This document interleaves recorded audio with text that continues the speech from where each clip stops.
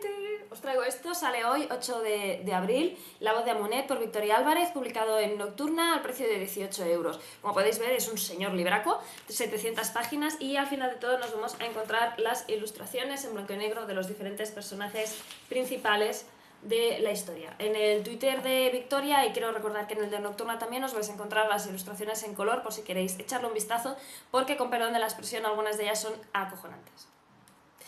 ¿Qué deciros de este libro? Bueno, antes de nada, por si mi reseña es un poco así, deciros que llevo una temporada que estoy en un bache anímico un poco así raro. Afortunadamente disfruto de la lectura, pero sí que es cierto que me falta ese ting, ese toque de wow, de cuando estamos estupendos de la muerte. Todavía sí decir que es un libro que me ha gustado mucho, aunque ha habido momentos en que a mí personalmente había... que quería... No es que se me hiciera lento, es que quería llegar al final porque quería comprender por qué Amunet es como es en el momento en que la encontramos. Quería saber qué es lo que le ha pasado en el pasado, válgame la redundancia, para haberse convertido en el personaje que más de una ocasión he deseado estrangular durante el libro. Mira que pensaba que me iba a enamorar de ella, pero me han dado muchas ganas de estrangularla. Después vas entendiendo cosas, pero aún así un par de hostias bien dadas yo creo que le daba. Bueno, deciros que el libro está dividido en dos líneas temporales. Nos vamos a encontrar una que cubre lo que es el antiguo Egipto bajo el reinado de Akenatón. En esta línea temporal los dos grandes narradores del libro van a ser Amunet, obviamente, y Kai. Antes de seguir, decir que Kai para mí ha sido un personaje muy especial porque se habla mucho de la inclusión y la representación de diferentes tipos de personajes en los libros y pienso o he visto que los personajes con discapacidad muchas veces se quedan fuera de esa inclusión o de esa representación. Y en este caso empiezo a ver libros últimamente donde hay personajes protagonistas que tienen diferentes tipos de discapacidades, cegueras... bueno, diferentes tipos, es que no me sale en español, cerebral palsy, diferentes tipos de cosas que hace que uno se sienta identificado y pienso que eso es muy importante. Y aquí nos vamos a encontrar un personaje que tiene una lesión en una de sus piernas, se va a tener que valer de una muleta para moverse, para desplazarse y pienso que es un personaje con una entereza, pese a que tiene momentos de decir valgo menos porque estoy lisiado, valgo menos porque estoy tarado, hay muchos momentos en los que él mismo o gente de su alrededor le recuerda que él no es su discapacidad, que él puede llegar muchísimo más allá y pienso que es un mensaje muy positivo y muy necesario. Volviendo al libro, nos vamos a encontrar después otra línea temporal en la que nos vamos a encontrar a Bonaparte cuando hizo sus campañas en Egipto, en las que hizo, en el libro algo se comenta, pero hizo los mayores expolios conocidos, y bueno, habrían otros después, pero él colaboró. Y después es la época en la que él quiere hacerse con el trono de Francia, por decirlo de alguna manera, emperador de Francia y tal. En esta línea nos vamos a encontrar con Sachin, que es un personaje que es un saqueador de tumbas, vive de expoliar los ajuares y las diferentes cosas que puede encontrar dentro de las tumbas y también durante la guerra, cuando las casas se abandonan, pues entra y roba diferentes pertenencias para ganarse la vida. Y nos vamos a encontrar con otro personaje llamado Gabriel, que es un chico pelirrojo monísimo, que... sí, debilidad por los pelirrojos, ¿cómo se hace? Que él pues va con su tío a una expedición con aquello de, bueno, pues para dibujar las diferentes cosas que se van a encontrar en los ajuares y conocer más de la historia de Egipto. Entonces es muy curioso ver cómo estas dos líneas se entrelazan y el pasado, bueno, va resurgiendo. Está muy bien porque nos vamos a ir encontrando un capítulo del pasado que nos explica por qué, bueno, por qué nos encontramos en el momento. Es que no quiero hacer muchos spoilers, va a ser complicado.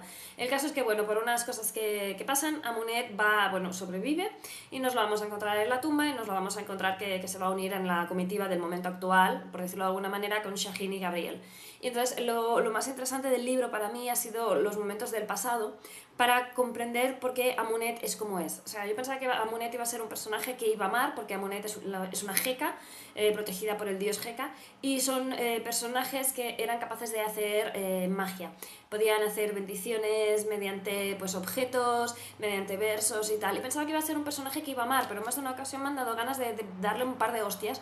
Pero detrás de ella ves que hay algo, ¿no? O sea, detrás de ella. Detrás de la ella actual, de por qué está llena de odio y de rabia, intuyes que algo le pasó en su pasado, ¿no? Y cuando vamos a esos capítulos de Egipto, a mí me ha gustado mucho ir desgranando qué es lo que le hizo el mundo a ella para convertirla en como es, ¿no? Hay una frase por el libro que me gustó muchísimo, de que la gente teme a los monstruos, pero que nadie se para a pensar por qué un monstruo ha acabado convertido en monstruo, ¿no? ¿Qué le ha hecho un mundo? ¿Ha nacido así? ¿Se ha hecho o ha sido nacido, no? Es algo que pienso que es como para reflexionar.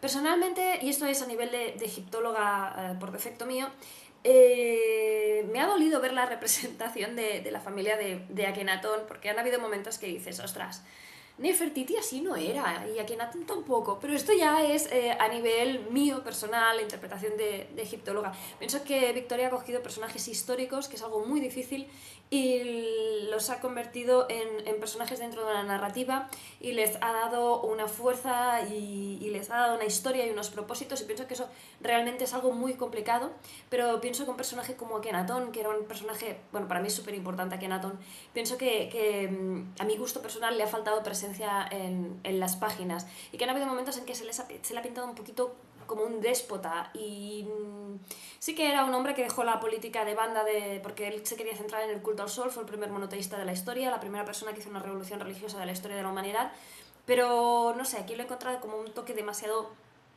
no malvado porque no es la expresión, pero bueno, más o menos es eso. Y Nefertiti era una mujer muy lista, venía de otra cultura, venía de otra... Y sí que me ha gustado mucho la historia del faraón que ella va a explicar desde Mencara, no os digo nada, ya lo veréis. Pero sí que ha habido momentos que decías, ostras, es que también la veo demasiado fría, la veo demasiado cruel. Bueno, esto es posiblemente apreciación mía, ¿no? Porque yo también son personajes en los que me profundicé muchísimo y sobre el que hubiera hecho mi tesis de carrera. Pero entonces esto es completamente personal mío. Insisto en que ella cuando lo ha llevado al libro, pienso que los personajes que ha llevado al libro le han servido todos para cumplir sus funciones. Y me ha llamado muchísimo la atención que todos los personajes históricos, Bonaparte incluido, tenían una agenda oculta y podrían ser unos cabronazos de cojones. Entonces es algo que me ha gustado y además me lo he creído. O sea, si ellos no hubieran sido personajes que han existido en verdad, ella me ha vendido una historia increíble de venganzas, de asedios, de destruir a otras personas, de querer el poder, de arrasar con todo, y me ha parecido un libro súper completo en esto y muy complejo. O sea, no me quiero imaginar las horas de estudio de bibliografías que se ha tenido que empapar Victoria para crear o recrear este mundo. De hecho, cuando llegamos a los agradecimientos al final del libro, creo que tenemos como 2 páginas de bibliografías y dices, no, si es que se nota. Porque tú te metes en el libro y te va explicando un montón de cosas y te vas empapando de la cultura, también de la época de la Francia de la guillotina y de la cultura egipcia, quería decir, y de la Francia de la guillotina. Y la verdad es que es un libro que a mí me ha gustado mucho. Pienso que ha sido un libro muy ambicioso porque ha cubierto diferentes épocas y las ha unido de una manera increíble. Y además a ti te ha transmitido esa sabiduría sin que sintieras que te estaba dando la clase de historia, por decirlo así. O sea, ha sido capaz de hablarte de una cultura, de una manera de pensar, de sentir, especialmente la de Egipto, que nos queda bastante más lejos que la de Francia, y te ha explicado y te ha impartido conocimiento y te ha hablado de papiros y te ha hablado de fragmentos de maldiciones, de fragmentos del himno Atón, y no te sientas en ningún momento en plan estoy en una clase de historia cogiendo apuntos, sino que es como si ella misma lo hubiera creado, y eso pienso que es digno de reconocimiento. La verdad es que sé que me está quedando una reseña súper rara, lo siento, porque bueno, lo que quería deciros es, no estoy muy centrada, lo he dicho al principio del vídeo que estoy en un momento personal así, no es excusa, lo sé, este libro se merece una señora reseña maravillosa y no sé qué estoy haciendo. Bueno, dejando lo que son los hilos argumentales, los diferentes 2 hilos argumentales y los 2... y la Francia y el Egipto, hablar de los personajes, decir que nos vamos a encontrar en este libro con personajes muchísimo más atormentados de los que nunca he visto en un libro de Victoria Álvarez. Nos vamos a encontrar personajes, en el caso de Amunet, que ha sufrido muchísimo, es un personaje que yo creo que se rompe en pedazos en más de una ocasión. Lo mismo le va a pasar a Shahin, o el personaje que os he explicado, que es un ladrón de tumbas. Va a ser un personaje que se va a encontrar roto en más de una ocasión. Va a hacer actos él mismo y le van a obligar a hacer actos que van a ser muy duros, y pienso que esos actos acaban... es una evolución de un personaje muy bestia, de donde estaba, quién era, a donde estoy, quién soy, y todos esos personajes que he sido yo, todas esas cosas que he ido haciendo yo durante el camino, que confluyen en este gran yo que soy ahora, como un caleidoscopio, por decirlo así. Algo así nos vamos a encontrar también referido en el libro. Personajes que se van a encontrar en más de una ocasión al borde de decir no quiero seguir más, estoy... ya no puedo más, pero que van a seguir poniendo un pie delante del otro. Es un mensaje de positivismo, un mensaje de madurez, de crecer, de pensar que en la vida, pienso que Victoria se ha encontrado en quizás con personas que han sufrido, o ella misma, o amigos, y ella sabe que hay momentos en la vida en que dices, no puedo más, estoy superada, o sea, aquí me paro y aquí me quedo.